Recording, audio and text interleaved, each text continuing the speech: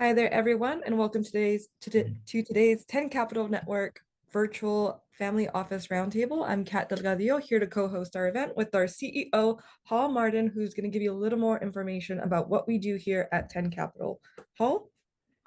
Great. Thank you, Kat. And I want to thank everybody for joining us for another great presentation from 10 Capital Companies, as well as listening to good questions from our investors in the audience. With that, let's go ahead and learn more about 10 Capital before we kick off, give people a chance to get into the room. So at heart, 10 Capital helps startups and investors connect for funding. I want to welcome you to our virtual event we have here today. Next slide. And so, in essence, what we do is we're running investor relations service. We're helping startups put together their investor documentations, including pitch decks and due diligence reports, et cetera. And we also help them put together a strategy for their fundraise campaign. We then help make introductions. We help run a very event-oriented program, a well-structured process to get out and meet investors and then follow up those investors. In short, we provide the legwork, saving you time and money. Next slide. At heart, 10 Capital is helping form capital for the early stage ecosystem. We help high net worth start family offices because they fund emerging managers. We help VC funds find limited partners, mostly family offices, who are in a position that they are not able to raise from pension funds because of the size of their fund. And finally, we help angel groups find members, which is how they fund their organization to grow. And so we're helping form these capital through all of these means throughout our program. Next slide. We run 4 online events a month. The first is the one we're in today, a family office roundtable. It's a 2-hour event with topics targeted to the high net worth who wants to start a family office or to the family office who wants to learn how to run it better. We also have a quick pitch event. This is for our tech companies. Each company gets 10 minutes to pitch, 5 minutes of Q&A from the audience. And third, we have a life science syndicate event, which is for life science companies. These are on the FDA path, and it's similar 10-minute pitch, 5-minute Q&A. And we also have an investor education session, primarily for our investors, although startups are also welcome, as well as our partners. And we talk about topics relevant to early stage funding and investing. Next slide. If you're a startup and you're interested in learning more about our program, if you want to pitch like the ones you'll see here shortly, take a picture of that QR code on the screen and fill out the form. We'll follow up to see if our program is a good fit for your startup and your fundraise. With that, we'll get back in touch with you. And finally, we have a chatbot called Ava, and it's a private LLM that lets us create due diligence reports for our companies, as well as we also use it for our educational program. We have over 850 interviews on our Investor Connect podcast site, and we've taken those and put them into the Ava chatbot. We also have the Startup Funding Espresso. In the time it takes to drink an espresso, you can learn something about startup funding and investing. It's a 300-word micro blog post with about a 1.5-minute audio.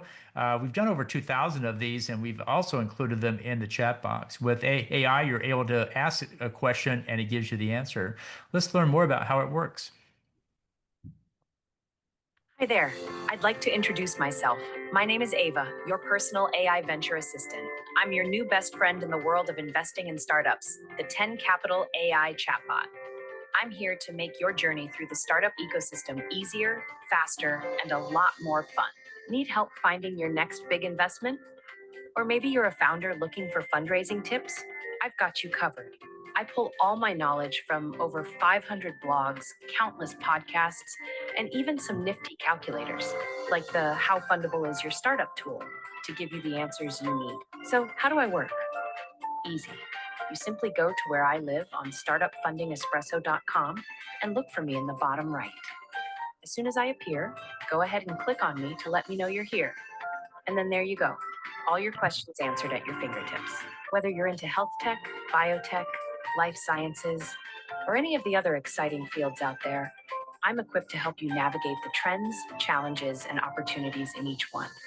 Got a question? Just ask. And guess what? I even pull insights from the 10 Capital Network podcast on Investor Connect. It's packed with expert advice, success stories, and more, all designed to help you succeed in the venture capital world. So what are you waiting for? Let's chat. I'm here 24/7 to help you find the right answers, connect with great opportunities, and make the most out of your investments. See you on startupfundingespresso.com. Great. With that, let's welcome our partner panelist today, Mohammed Ajisha. If Mohammed can turn on his audio and video, love to have him tell us more about what he's doing there. And then we will kick off with our presentation. In fact, let's go ahead and kick off with Avergy first, and then we'll have Mohammed here in a few moments. Mariano, if you could go ahead and launch your slides and kick off when ready, we'll go forward. Okay.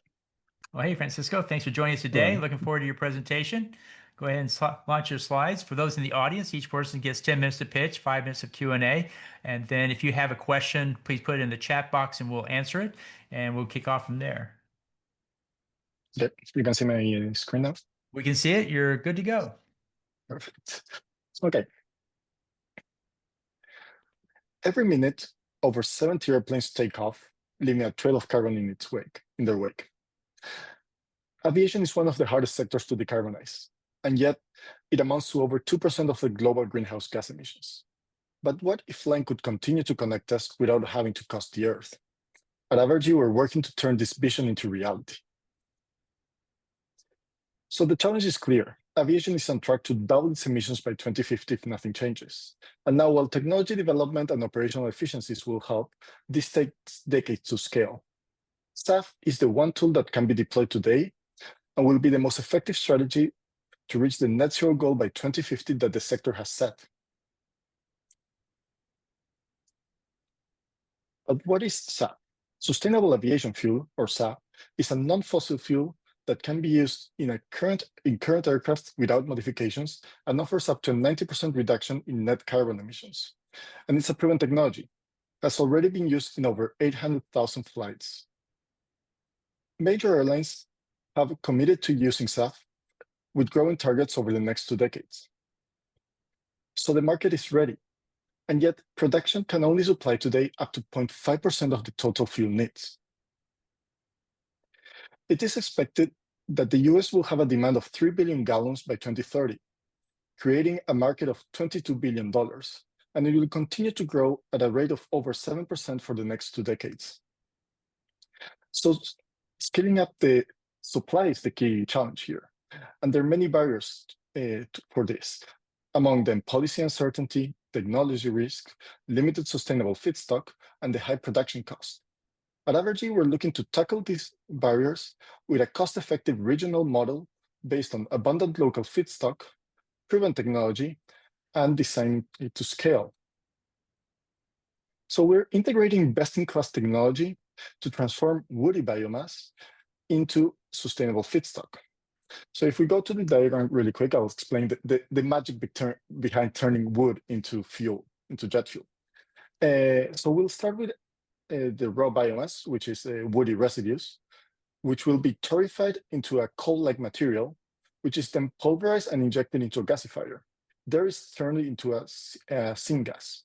This syngas is then cleaned of any contaminant and fed into the Fischer-Tropsch system, where it's transformed into a syncrude.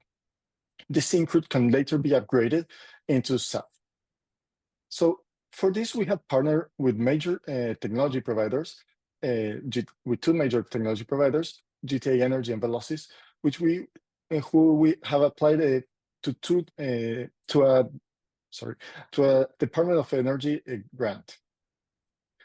Now, the decision has been delayed and is uncertain, but yet this process has allowed us to validate our approach while clarifying priorities and reinforcing our strategy. So Avergy sets itself apart by using abundant sustainable feedstock paired with proven technology. While most SAF today is being produced out of scarce foodling resources, Avergy looks to use wood residue, which is a non-food and non-deforestation inducing feedstock, paired with an ASTM-approved technology. And this gives us a certifiable, scalable SAF output with a strong feedstock availability, high carbon reduction of over 90%, while maintaining a competitive production cost. And not only that, this pathway can evolve towards power to liquid once green hydrogen becomes economically feasible. This is all supported by a very strong team with decades of expertise in aviation, energy, engineering, and product management. While the founding team brings vast experience in aviation strategy, Project Director Brent Napton offers over 30 years in energy and product management, while Bruno Cateni, our technical advisor, brings deep expertise in gasification and renewable fuels. So why now? The global policy momentum is accelerating, and Avergy is positioned to capitalize. While governments around the world are enacting mandates, incentives, and carbon reduction targets. In the US, there are federal and state tax incentives set for the next years, while the EU has put in place binding mandates ramping up to 70% SAF usage by 2050. As policy tailwinds grow stronger, Avergy scalable low-carbon SAF pathway is built for compliance. So, in our first year, we have been building towards this low-cost SAF by addressing key risks. We have started with a sound strategy based on basing our pathway on local sustainable feedstock combined with proven technology, and building integration expertise through the process of building a demonstration plant. We are also future ready by having a pathway that can integrate and turn into eSAF or methanol production. We have had early traction with gaining support of Latin American airlines flying to the US. We have advanced conversations with partners across feedstock, technology, and technical know-how, all aligned to support the scale-up. And most importantly, we have assembled a strong team of cross-disciplinary with deep expertise in aviation, energy, and project management. Together, we have put in place a clear roadmap, which will allow us to supply fuel to our customers by 2027 with the construction of a demonstration plant, while de-risking the integration for the future commercial scale plants. Then we will move forward to construct our first commercial plant, which will be ready by 2030 with the capacity to supply 10 million gallons a year. By 2034, we expect to have our second plant in place, which will allow us to target 5% of the 7.5 billion US SAF market. So SAF offers a high growth, high margin industry. Avergy aims to have its initial revenue by 2027 with its demonstration plant and reach positive cash flow by 2030 with a first commercial plant. These early milestones, including the demonstration, scale validation, feedstock agreements, and airline offtake agreements that will come with it, are built to de-risk and generate meaningful value for subsequent funding rounds, supporting a project IRR of 47%. And the returns are not only financial. Avergy brings also significant environmental benefits, and it's expected that over the next 10 years, Avergy will help reduce the equivalent of 10 million long-haul of the carbon emitted by 10 million long-haul flights from New York to London, or the amount of carbon absorbed by 18 million tree seedlings grown for 10 years. So now we're looking for seed investment to support our next milestones. The seed investment is being divided into two tranches, offering first movers a financial incentive. For the first tranche, we're looking for $650,000 on safe notes based on a pre-money of $6 million. And the funds will be used to advance engineering while selecting the location for our demonstration plant. So, in summary, aviation urgently needs SAF. And Avergy has a scalable solution based on proven technology and local sustainable feedstock. And we have put in place the right team to make this happen. Thank you. Great. Thank you for a great presentation, Francisco. I'd like to introduce our other panelist, Mohammed Ashisha. Mohammed, thank you for joining us today. He's from Crown Acquisition. He's a partner with 10 Capital. Mohammed, did you have a question for Francisco or Avergy? Yeah, I have two questions right now. Like one thing, Francisco, that is on the back of my mind, you know how a few years ago in Europe they started to have the EV mandates, and by 2030 they wanted all cars in France and in Europe to be mostly electric, and they started to put a lot of taxes on combustion vehicles. And you start to see manufacturers like Mercedes-Benz, like BMW, who have backtracked from the agreement that they took with the European Union of starting to produce more than 50% of hybrid by 2030.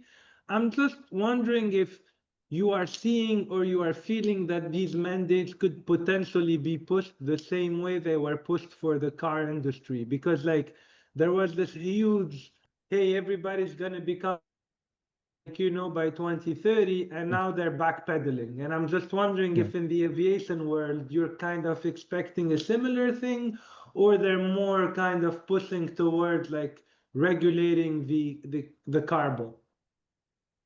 No, that's a great question. So we expected to maintain it for now, and the reason why is first, on the aviation side, they don't need to change their airplanes. It's just purchasing, instead of one fuel, the other one. So it makes it a bit easier. It's not exactly the same situation as the cars. The other part is the kind of mandate that they have put. It's a binding mandate in that it comes with penalties. So the biggest problem, and why the policy needs to accompany this shift towards SAF, is that today the producing SAF has a very high cost. So it's not able to match the jet fuel price.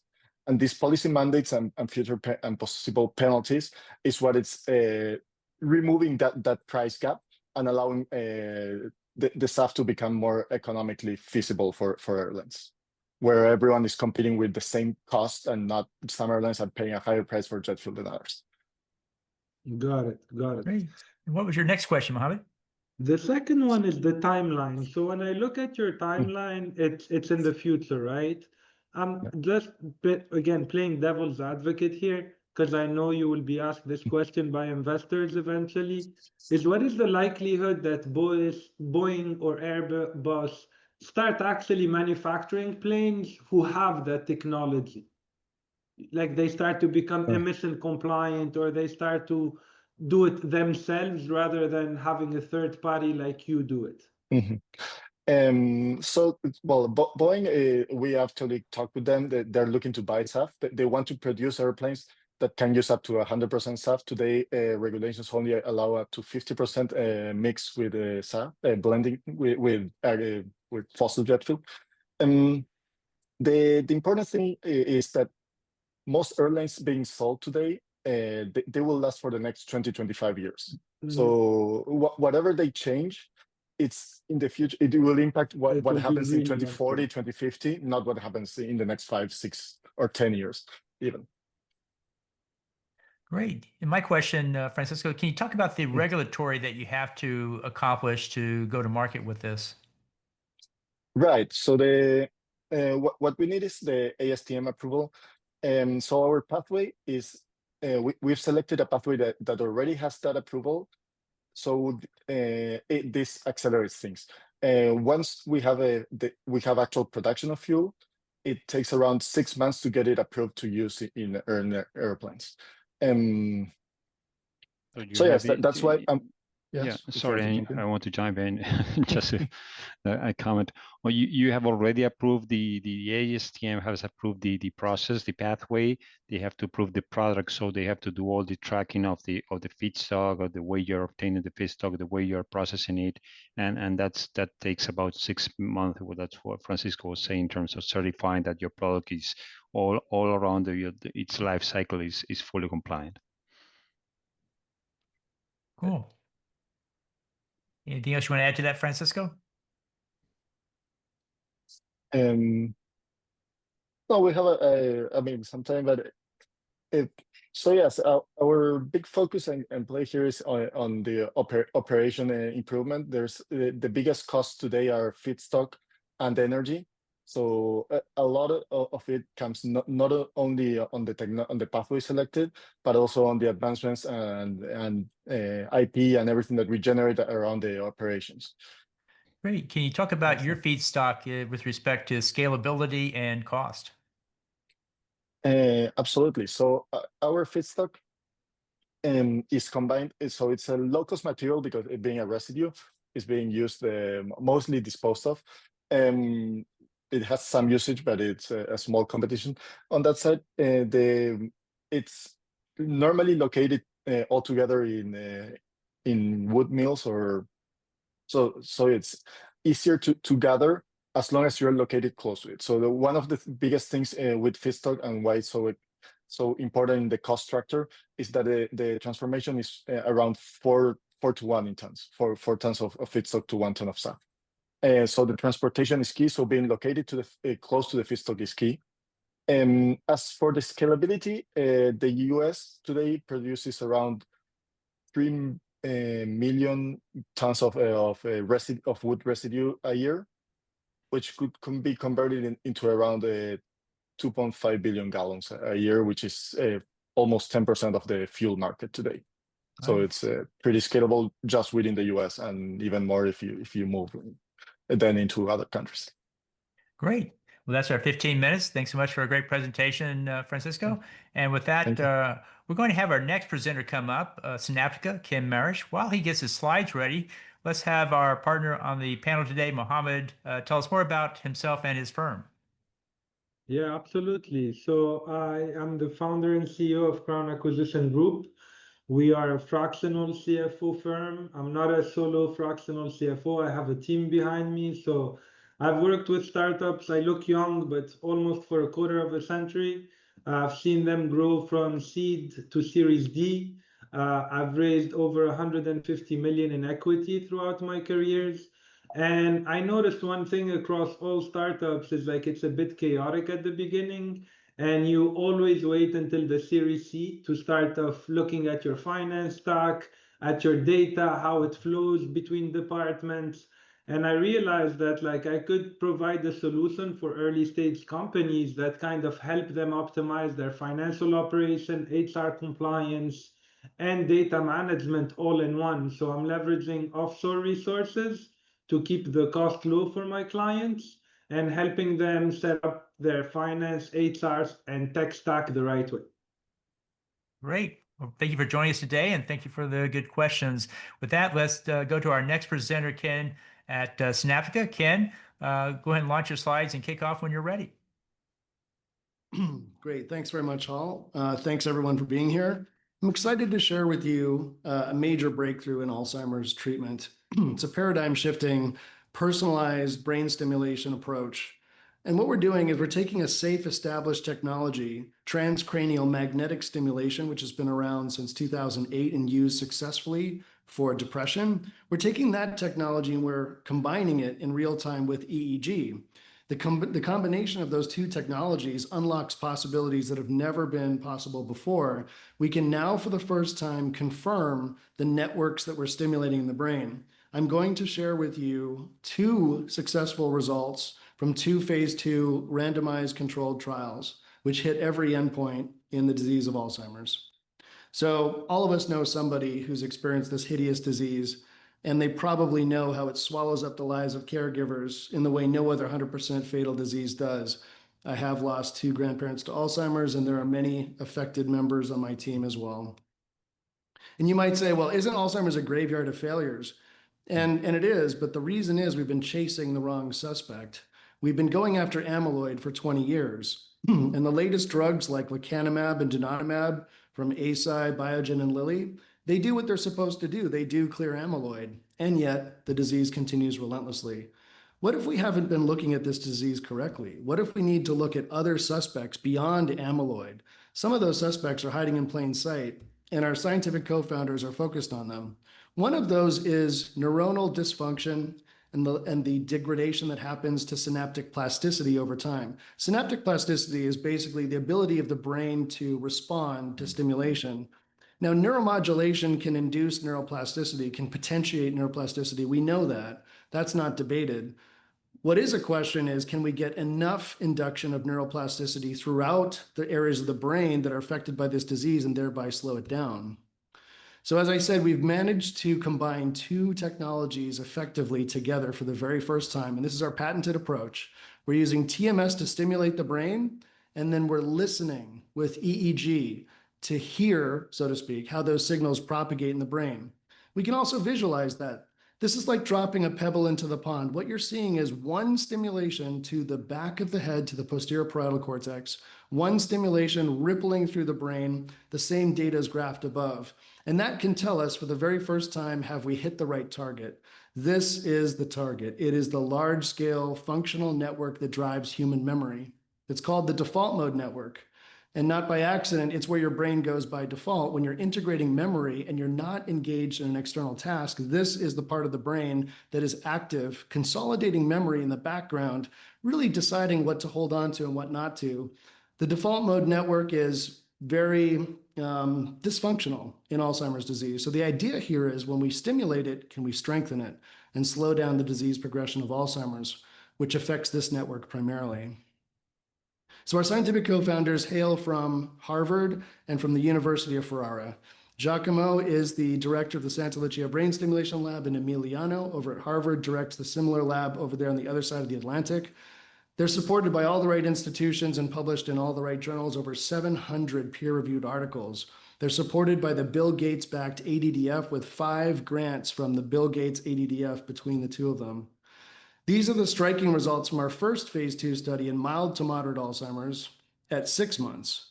And we nailed it with flying colors. So the primary endpoint is the clinical dementia rating sum of boxes. That is the gold standard measure of dementia. On that measure, which FDA requires for drug approvals today, we slowed down the disease by 82%. We also had striking effects in areas of cognition and functionality as well.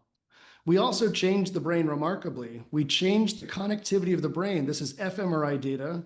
This is independent analysis by a third party, Oxford Brain Diagnostics. This is published in Alzheimer's Research and Therapy that shows that our therapy literally changes the brain, creating new connections, preserving the microstructure, and even preserving gray matter in the stimulation arm, whereas it falls more in the sham arm. Now we've done it again with another phase 2 at 1 year. So this is Giacomo, our scientific co-founder, presenting at the largest conference in the world on stage at the Alzheimer's CTAD conference. This was the audience in attendance. And you could hear a pin drop because people have not seen this kind of result in a very long time, if ever. So now at 1 year, we hit every single measure. We didn't miss one. So the primary endpoint, we had a separation of over 1 point on this 18-point scale, representing slowing the disease of Alzheimer's by about 44%. That's much better than the drugs today. ADAS-Cog and MMSE also slowed the disease by statistically significant results. This is the most striking, though. Activities of daily living is really what we care about as potential caregivers. That's the ability of your loved one to really take care of themselves, to brush their teeth, make a meal, do the dishes, travel, use a phone. By that measure, these patients barely lost any function. It's a 78-point scale, so 1.5 points out of 78 is barely any loss of function relative to the placebo, which lost over 10% of their function at week 52. We also had really striking results on the neuropsychiatric inventory. That's a measure of behavioral disturbances in Alzheimer's, like agitation, hallucinations, aggression, depression, and so forth. We showed a benefit there as well. So I like to say that we hit the trifecta: cognition, function, and behavior. No drug has ever done that. And the worst thing that could happen to you with our therapy, with our weekly painless 20-minute therapy, is a mild headache that spontaneously resolves or a little bit of scalp discomfort. That is a very small price to pay for saving your brain. How does our therapy work? Well, essentially, we stimulate the neurons and they strengthen. We strengthen the synapses and we also strengthen the structural aspects of the neurons. This is my simplistic view of it. We actually now just got published in a very big journal a new paper that goes into the exquisite detail around how at a molecular level and a cellular biology level this therapy actually works. So this was published in a major journal. So very exciting result there. We got FDA breakthrough designation. We're published in leading journals, getting some great press. We're also supported by the Bill Gates ADDF. We're supported by RBC, which is North America's biggest bank, or fifth biggest bank. It's a painless 20-minute therapy. All you need to do is sit back in a recliner and get a blood test and an MRI. That's all you need. 20 minutes, don't feel a thing. Sit back, open your eyes, talk to the technician, just keep your head still. That's about all that's required. We are protected by a patent that covers the method by which we stimulate the brain and personalize it. We've done our FTO and it's clean. We at this early stage already have reimbursement codes that are highly specific to us that could pay about $20,000 a year. $20,000 a year multiplied by 6.6 million patients is a very large TAM. We make money by selling the system, the whole system here that you see of about $200,000. We'll also charge per use about $125. That will give Sinaptica about $290,000 per system per year.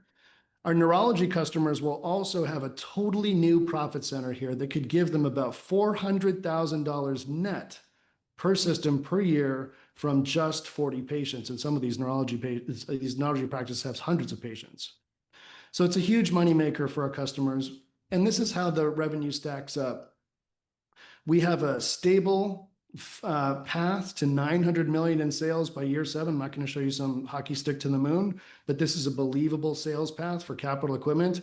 I've sold capital equipment in 40 countries for Boston Scientific. So we've built a very detailed model that goes through how we'll roll this out first to large memory centers, then group practices, and finally infusion centers. Of course, that's just what Sinaptica could do. In the hands of a Boston Scientific with their 400 sales reps in the US, they could do a lot more in revenue. They could do, we potentially think about 2.2 billion in sales.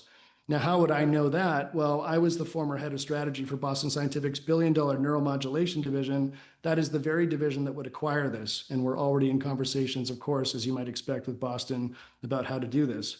Our CCSO, our Chief Clinical Officer, has already run a pivotal study in Alzheimer's. And our VP of R&D has already built a system in TMS, a TMS system from the ground up. So no two people could be better qualified than these two individuals to advance our development and clinical proof of this therapy into phase 3. Got some of the biggest names in the world on our SAB, great commercial advisors as well. So this $9 million convertible note funds an early AD study, which could be done by the end of 2026. And if we're successful, it will double the LTV per patient. The pivotal study will follow after that. And when we have pivotal data, if the pivotal data looks anything like our phase 2, we will definitely be an acquisition target. Boston Scientific, we're already on their radar. They bought Axonics, another neuromod company, for $3.7 billion. They've done all these different neuromod deals. We would be a perfect fit for them. Medtronic, also a good fit for an acquisition. Abbott, LivaNova, Johnson & Johnson, or a GE or a Philips, all would be great candidates. Or we go public, and NovoCure is a great example of a brain disorder neuromodulation device that went public for $1.8 billion. They treat glioblastoma, and Alzheimer's is 400 times bigger.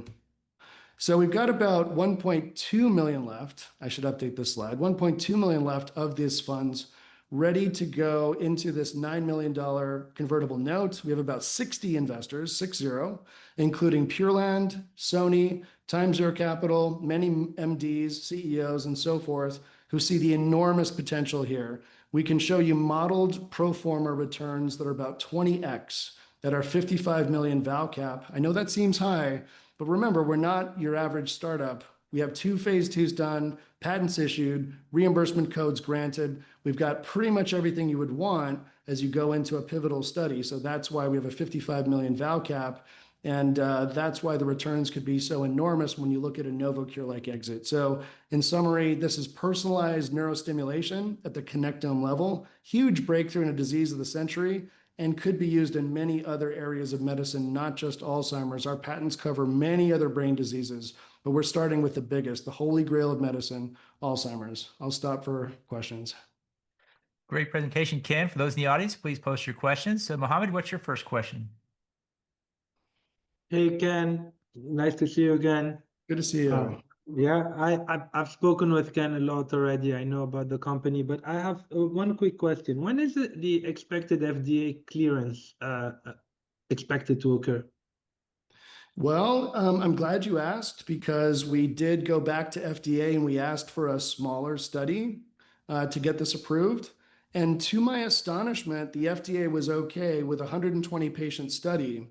Now, what that means, to answer your question, is we could be on the market by the end of 2028. That is really fast. We're not talking about some 10-year drug development exercise here. We're talking about a 25 million Series A, which is going to come after this, to support a 120 patient study, which is quite small, randomized 2-to-1 with a 6-month endpoint. We have this all in writing. The FDA has agreed to this pathway. We have it in writing from both minutes and formal feedback. And so it's a relatively fast and capital efficient pathway to market.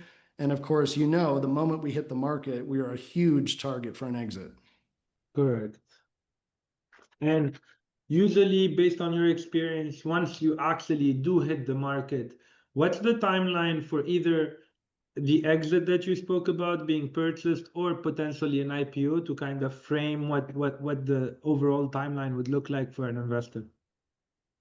Yeah, and of course, this is a little bit, an estimate, but I think it's a pretty believable pathway here. So what we can show you here is, we've got this convertible note open, which is almost 90% allocated. So this is our last chance to raise angel money. But then we're going to go into the Series A. The 25 million Series A funds a 120 patient study. So randomized 2-to-1. FPI could be by the end of this year, we're starting our pivotal.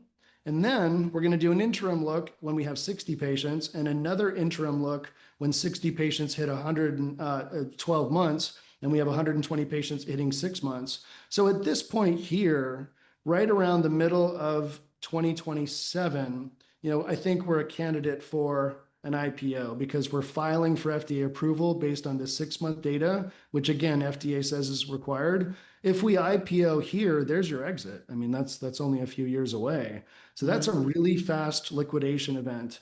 I am still kind of, open to either being acquired at this point or doing an IPO or continuing with a Series B. Obviously, it depends on if the market is open at the time. Seems like the IPO market is starting to open now, but who knows where we're going to be in 2 years? Who knows, right?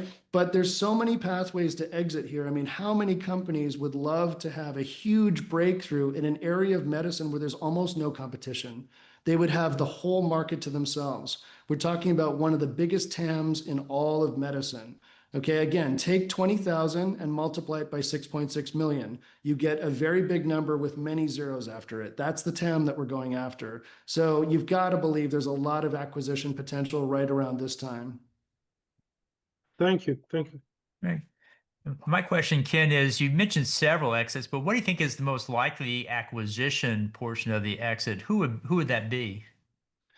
Well, I mean, I'm obviously biased to Boston Scientific because I was the head of strategy for a decade, but I honestly do think Boston is the perfect fit. Here's why. So back in 2016, when I was there, we at Boston, we invested in Functional. That's DBS for Alzheimer's. So I made the case 10 years ago that Boston Scientific should get into Alzheimer's, and they did. We financed Functional. Now, that study is about to read out and probably wasn't very successful. And there's many reasons we could go into for that. But the point is they're open to Alzheimer's. They've already invested in Alzheimer's. They have a neurology call point given their DBS movement disorder call point. So a lot of neurology offices have multiple specialties, subspecialties within the neurology office. You have some neurologists who are handling sleep, some neurologists are handling epilepsy, some are handling movement disorders like Parkinson's, and some are handling Alzheimer's. Boston already calls on about a third of those customers. So it's a perfect step out for their call point. And remember, they just bought Axonics for $3.7 billion. They did 10x revenue. That was the multiple for that acquisition. So if we start generating something like 300 million, we're a $3 billion exit potential. Think about that. I'm modeling 900 million, but if we hit just 300 million, we could be a $3 billion exit. So now take the 55 val cap and model a pro forma return. You can see how it's possible to get 20x returns on this kind of investment. Obviously high risk, high reward, but it has been done. These are the comps. This is the perfect acquisition candidate for us. And I know Jim Cassidy, who runs this division. He hired me at Boston, 15 years ago. We're very good friends, and his mother has Alzheimer's. The cards are all on the table there. I think this is a perfect deal for them. Great presentation, Ken. With that, we'll move to our final presentation, Enrichly.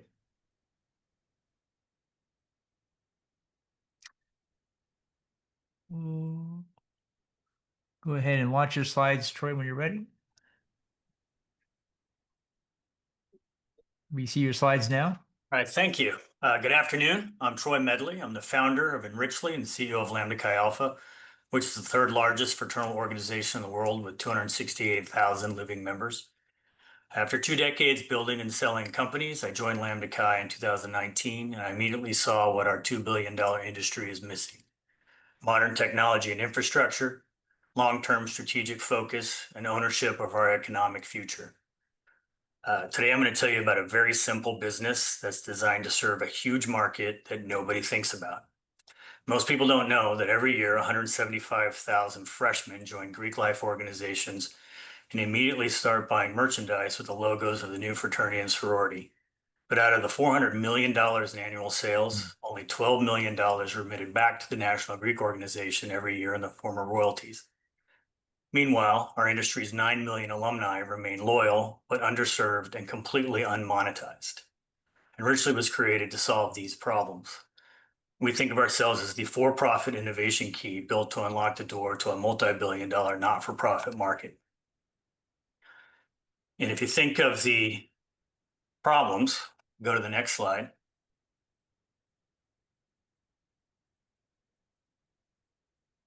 Think of the problems. The biggest is we're built on these huge, passionate, loyal, highly affluent communities, but we lack the ability to monetize them effectively. As a case in point, most merchandise, around 80% of that $400 million, happens at the local university chapter level, where unlicensed vendors, mostly mom and pops, operate without oversight. This results in lost royalties, poor quality control, and disenchanted buyers, which happen to be our fraternities and sororities members. In addition, the industry's fragmented nature has prevented it from negotiating strong licensing terms or defending its trademarks, resulting in almost $200 million a year in annual sales, which are generated but generate no royalty income for the host organization. And while we remain top of mind and emotionally connected to our alumni, we have never had the technological means to provide them with services they seek after they graduate. They've asked us for commerce, they've asked us for community, they've asked us for career help, and we've been unable to meet these needs. So their value goes completely untapped. So we decided to fix what's broken in our industry. So the solution, the first phase is called the Enrichly Store, and it provides national organizations, of which there's about 300, the power to generate significantly more royalty revenue from branded merchandise sales. Enrichly builds white-labeled online storefronts like the Lambda Chi Alpha Shop or the Alpha Gamma Delta Boutique that look and feel like they're operated by the parent organization themselves. And when we partner directly with these national organizations, we gain full access to their membership databases, and we're introduced to all of their chapter officers. This allows our activation team to drive sales directly at the local level through bulk orders, where almost all the commerce happens, about 320 million of that $400 million. And through our partnership with Collegiate Licensing Corporation, which manages the IP of over 800 colleges and universities, we have both co-branding rights with those universities, which is huge, and the legal protection we finally need. We've desperately needed for a long time, for decades, to shut down unauthorized vendors that are pirating our brands. And if you take a second and you really think about the premium brand advantage that we have, unlike competitors that sell low quality merchandise at inflated prices from outside the Greek organization, Enrichly offers premium apparel from brands like Peter Millar, Johnny O, Lululemon, sold from inside the Greek organization. And through CLC, we have the opportunity to co-brand directly with the host university, something that's been desired for over 100 years by our industry, but is just now available. That allows us to create high quality, fully sanctioned products with the university's brand that students and alumni want to wear and have been asking for decades. And this is something they can't get anywhere else. If we can go to the next slide, Mike. And the next one, please. But Enrichly wasn't just designed to serve our chapters that want merchandise. We're designed to create a much bigger solution to an even bigger problem. And that's the fact that we haven't been able to deliver lifelong value to our alumni members. Enrichly Connect is a $9.99 a month digital subscription designed for alumni that delivers career support, curated perks, mentorship, and most importantly, connection to 9 million alumni. So think of it as Bumble BFF meets LinkedIn meets AARP, but for these communities, these branded communities that already have an affinity for one another. In surveys conducted last year, 9% of Lambda Chi Alpha's 268,000 alumni said that they are willing to pay for this offering, which equates to over $2 million in annual recurring revenue. At just 5% adoption across the entire Greek life world, Connect becomes a $50 million recurring revenue opportunity. And we plan to build the minimum viable product through the remainder of this year, pilot in 2026, and launch fully across the spectrum in 2027. And we've created a win-win business model because we know all the players and because we come from the industry. We've created an ecosystem designed to meet everyone's needs. So Enrichly created something that benefits everybody. Students get better brands at lower prices. We target being 5% below the merchandise at the university bookstore. And chapters earn 2% cash back on everything they spend through bulk orders. And students can participate as apparel designers and earn commission on anything they design that's sold through the portal. Greek organizations receive a 10.5% royalty from the wholesaler, which is nearly double the industry norm because we've empowered CLC to negotiate on their behalf. And Enrichly retains approximately a 43% gross margin to fund operations and growth. And our client acquisition cost is structurally low because the national organizations give us database access and warm introductions to their chapter leaders. One $75,000 account representative can activate hundreds of chapters, making our model highly scalable with minimal paid marketing. And what marketing is done will come directly from the brand itself, not from an untrusted outsider. Everything that we send out is branded by the fraternity or sorority. The Enrichly brand is completely hidden. This land and expand model allows us to grow virally inside the organization. And we have significant traction and momentum. Over the past year, which is our first full year in operation, we've proven product market fit. We've onboarded 4 of the largest national organizations that have over 600,000 combined members. Our trailing 12-month revenue surpassed $540,000 as of the end of May.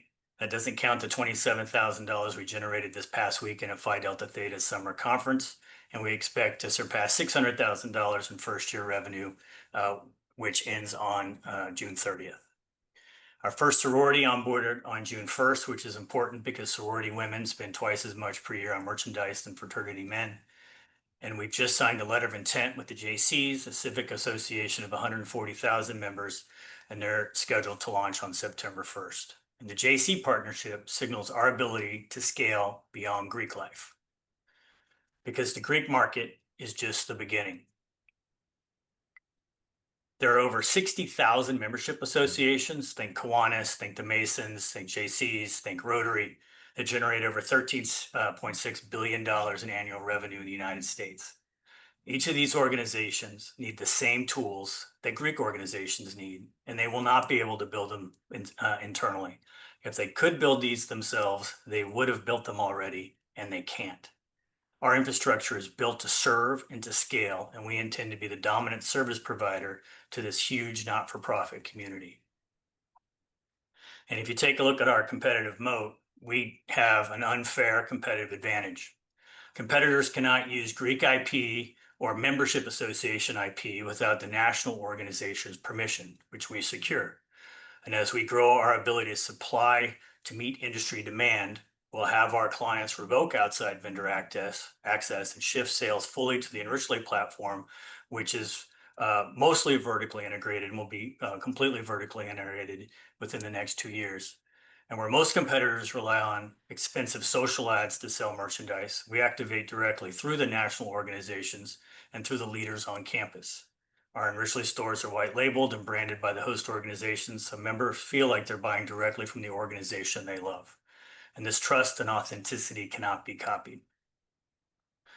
And our leadership team has experience, so we bring together insider knowledge and outsider experience. I've built and sold 2 companies, one to private equity, one to a large regional healthcare system. And as CEO of Lambda Chi Alpha, I've grown membership by 41% since 2019, which is far and away the highest in our industry. And I've done that by simply adding some for-profit techniques that we take for granted, but are completely new to the not-for-profit space. Enrichly CFO Jeff Morris most recently helped scale a $300 million e-commerce business, brings a lot to the table. And our board includes 3 national Greek CEOs and professionals from private equity, franchising, and tech. And to prove product market fit, we raised $1.8 million from those 4 Greek organizations and from industry insiders who believe in what we're building. If you take a look at financial forecast, we project $2 million in revenue this year, so going from 600,000 to $2 million, and scaling to 55 million with 20 million in EBITDA within 5 years. This growth is driven by growing from 4 to 40 managed organizations, driving campus level sales, and launching Enrichly Connect. Enrichly Connect alone is forecast to generate 10 million in annual recurring revenue by 2029. It's just 1% alumni adoption. And even without Connect, the e-commerce business generates over 40 million in revenue and 12 million in EBITDA with a terminal value of about $100 million using discounted cash flow method. So we're not building a unicorn, but we're building a heck of a thoroughbred.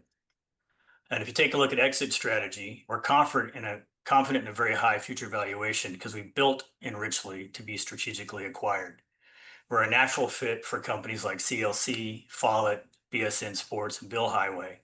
We'll fill a grassroots execution gap these giants don't have and can't create on their own. It's going to be a lot easier for them to buy their way into this market that they desperately want to own than to try to build. Both CLC and Follett have tried and failed.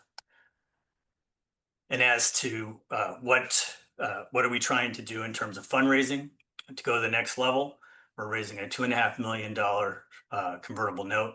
The capital will fund inventory for bulk orders, expand our university activation team, onboard the JCs, add 5 new Greek organizations, and automate the supply chain and build the Connect MVP. In the next 12 months, we'll manage bulk ordering for 500 local chapters across 9 organizations, and we expect to be cash flow positive in Q1 2027.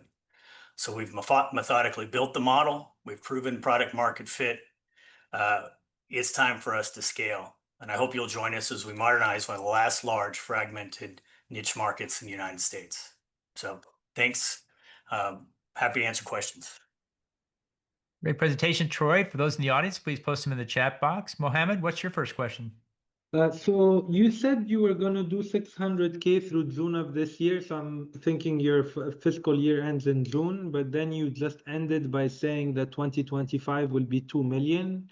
So are you expecting the second half of this year, like you already have pipeline that is coming on board, deals that are coming on board, or is it based on assumptions? We have our trailing 12 month is 600,000. We'll do 2 million during calendar year.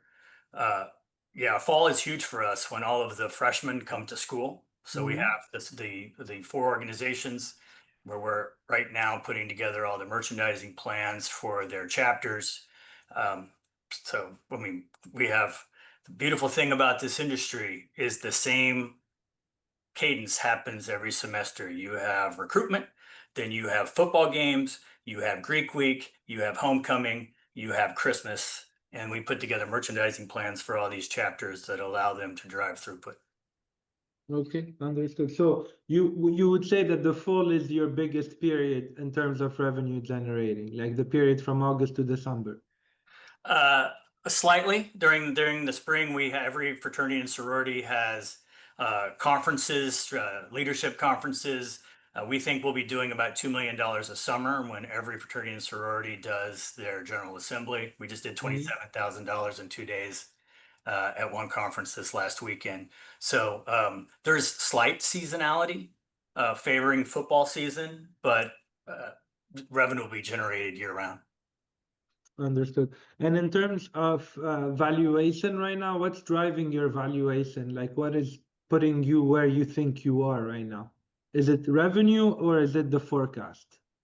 Well, I used a discounted cash flow model based on expected EBITDA and a discount rate of about 15%. All right. Okay. Thank you. Great. And I have one quick question. How did you get access to all the contacts, all the permissions, and all the access to the Greek organization as a for-profit provider? How do you do that? Well, I run the third largest fraternity in the world, so these are all my friends. That's a lot of friends. I'm in the fraternity. I'm the head of the investment committee for Fraternity Executives Association. I run the research committee for the North American Interfraternal Conference.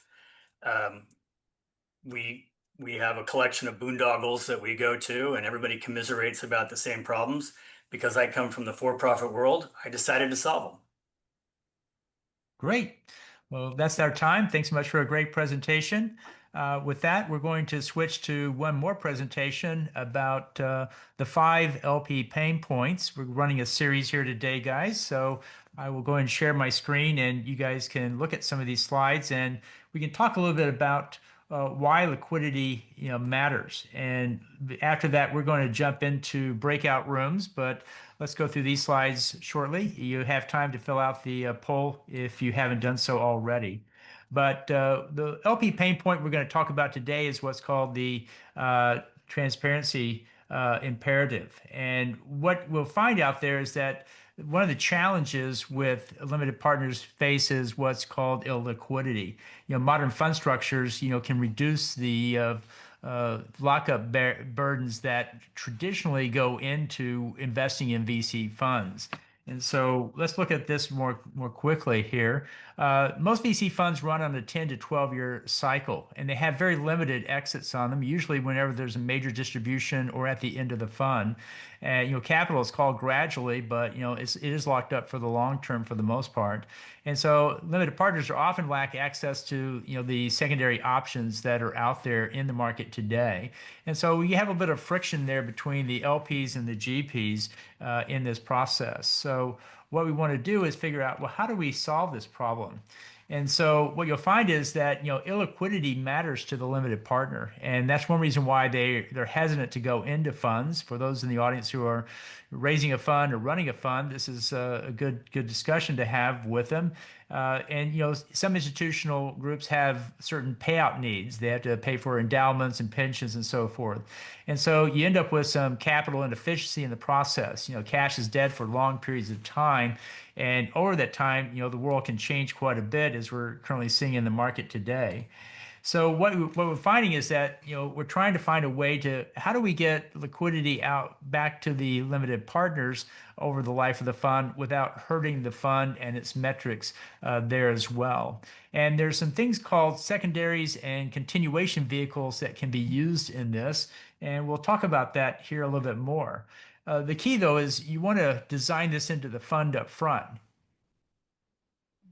You don't want to actually have to, band-aid it and bootstrap it back forward. You want to actually build a fund that has these structures already put in place so people know what they're getting into. And so some of the tools that are used are what are called continuation vehicles. You roll the winning assets into new entities with specific liquidity events. You also have net asset value-based lending, where you can give some liquidity back to the limited partner as a loan until they get the actual full payout, which may come a little bit later. And then there are some hybrid fund models where you have open and closed elements. That means it's a closed fund, but there's times when it's open that you can actually cash out on a if you want to basis. You can volunteer for that to take an early exit if you want. And then there's also special purpose vehicle recycling, where you create some interim liquidity while preserving the deal exposure itself. So, one of the things we're seeing now is that secondary markets are, the new exit. There's a lot of people exiting and the secondaries rather than waiting for an acquisition. And so what you can do in your fund is proactively enable LP secondaries through partner networks. And typically what you're doing is you're coming up, the general partners are coming up with a secondary proposal, and they're providing to LPs who want it access to liquidity through a secondary sell. And there are platforms out there like Forge, Carta, and others that are facilitating these secondaries. So there's established channels for it. And then you have to go through, and that's why there needs to be a structure behind it, because you have to set pricing and make sure you have fair value disclosures to make this a quality exit for everybody. So here's an example of a continuation study. You have a fund that has 3 great assets that are performing, and they've come out of it, and they want to go into a continuation fund. And so they're giving the LPs the option of staying in the deal or taking a liquidity payout. And here's an example that 70% of the LPs opted to cash out, while 30% just rolled over into the continuation fund. What you'll find with the 10 to 12 year cycle is that those don't always coincide with the best time to exit a deal. So if you want out early, you can. If you can be patient and stay in longer, you'll get a bigger payout for sure. And so these are continuation fund examples where you have the option to do that. And so we're seeing more and more of this going on because the market is such that, you're in for a long, long time. It used to be you're in for 5 to 7 years, then it was 7 to 10, and now it's 10 to 12. And have last heard that secondaries are happening in the 12 to 15 year window because they don't just have to go public. So they don't. Unfortunately, if you're an investor, that's a long time to hold. The key with these things is that you can't cost the fund its alpha, can't hurt its IRR metrics and so forth. So you do have to have minimum hold periods on this thing. You do have to have certain floors on the net asset value for redemptions, and preserving the long-term thesis is part of the process. But if you structure this up front in a more thoughtful way, you can achieve those goals. So if you're putting together a fund, you might want to start thinking about, how do I get liquidity back to the LPs? What are their expectations? What is a good way to give them optionality? Because some will want to stay in and some will want to go out. And then realize that the secondary market is coming up is a very viable alternative to IPOs and to acquisitions, and that they should start thinking about what would it look like when we get to that stage of it. And so you'll find LPs much more likely to sign up for your fund because they're actually able to get some liquidity back along the way. And so what you want to think about is, how do you get, for example, you might want to publish net asset value updates and set up a secondary policy up front. What that's going to be, and then make sure that that's aligning both the general partner and the limited partner on the same goals. And then you give options to the LPs. You don't force everybody to do one thing or the other. You give them the choice to do what they want to do as well. So in the future, what you'll find is that liquidity is going to be an issue with funds, and it is with angels as well as with VCs, that you have to have a plan for that. And like I say, with secondary markets, that is an option that wasn't there just so strongly even 5-10 years ago, and is now coming up as well. So wanted to wrap up with that on the slides itself. We are at the end of our time here for the main presentation, but we do have breakout rooms to go in. If you'd like to talk about this with me, I'll be in a breakout room here in a moment. If you would like to talk to any of our companies that are presenting, they'll be in a breakout room, and you are welcome to move around from one room to the next. When you're finished, you're free to go. If you have any questions for me, please join me in my room. Love to hear your feedback on the companies, on the program, etc. With that, let's go ahead and join the breakout room. I want to thank Mohammed for joining us today. Great questions. Appreciate you joining us in the program. And with that, we'll move to breakout room, guys. Have a good one. Thank you all. Thank you. Thanks, Mohammed.